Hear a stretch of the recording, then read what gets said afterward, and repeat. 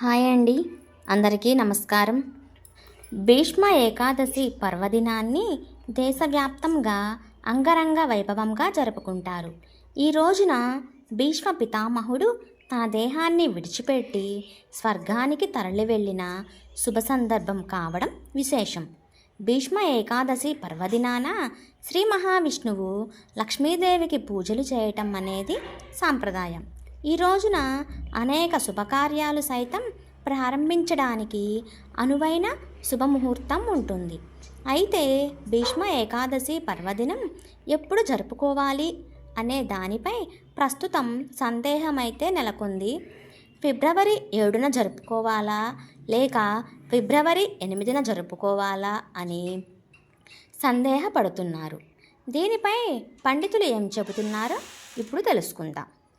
భీష్మ ఏకాదశి పర్వదినం ఈ సంవత్సరం ఫిబ్రవరి 8వ తేదీన జరుపుకునేందుకు అనుకూలంగా ఉంది. పంచాంగం ప్రకారం చూసినట్లయితే భీష్మ ఏకాదశి పర్వదినం మాఘశుద్ధ ఏకాదశి నాడు జరుపుకుంటారు.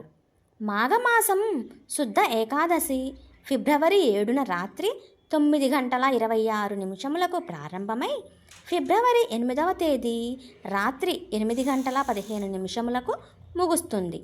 అయితే ఫిబ్రవరి 8వ తేదీ సూర్యోదయం నాటికి ఏకాదశి ఉన్న కారణంగా భీష్మ ఏకాదశి ఫిబ్రవరి 8న జరుపుకోవటం శ్రేయస్కరమని పండితులు చెబుతున్నారు. ఈ రోజున ఉపవాసం పాటిస్తారు. అలాగే శ్రీ మహావిష్ణువును లక్ష్మీదేవిని పూజిస్తారు. జీవితంలోని పాపాలను వదిలించుకోవడానికి ఏకాదశి ఉపవాసం చాలా పవిత్రమైనదిగా పరిగణిస్తారు. ఈరోజు విష్ణు సహస్రనామం చదవటం వలన ఎన్నో సత్ఫలితాలను పొందుతారు. మహాభారతంలో భీష్ముడు కురుక్షేత్రంలో బాణాలతో చేసిన అంపశయ్యపై మరణాయాసం పొందుతూ ఉత్తరాయణం ప్రారంభమయ్యే వరకు వేచి చూశాడు. ఉత్తరాయణం ప్రారంభమయ్యాక మాఘశుద్ధ అష్టమి నాడు భీష్ముడు తన దేహాన్ని వదిలిపెట్టడం ప్రారంభించాడు. భీష్మ ఏకాదశి రోజు భీష్ముడు పూర్తిగా తన తనువును వదిలిపెట్టి స్వర్గారోహణానికి వెళ్ళారు. అందుకే ఈ భీష్మ ఏకాదశి పర్వదినాన్ని అత్యంత పుణ్యకాలంగా భావిస్తారు. ఈ రోజున శ్రీ మహావిష్ణువును లక్ష్మీదేవిని ఆరాధించటం ద్వారా మనం తలపెట్టిన ప్రతి కార్యంలోనూ విజయం సాధించవచ్చు అని పండితులు చెబుతున్నారు. భీష్మ ఏకాదశి రోజున దాన ధర్మాలు చేయడం ద్వారా కూడా అనేక పుణ్యాలు పొందవచ్చు.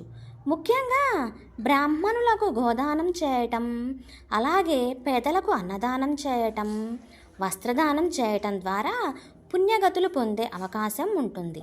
బట్టలు, డబ్బు, ఆహారం, అవసరమైన వస్తువులను దానం చేయటం ఎంతో శుభప్రదంగా భావిస్తారు.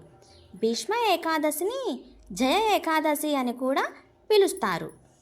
ఈ రోజున వెల్లుల్లి, ఉల్లిపాయ, వంకాయ, మాంసం, మద్యం, తమలపాకు, పొగాకు మొదలైన ఆహార పదార్థాలను తీసుకొనకూడదు.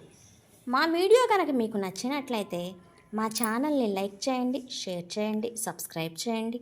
Thank you.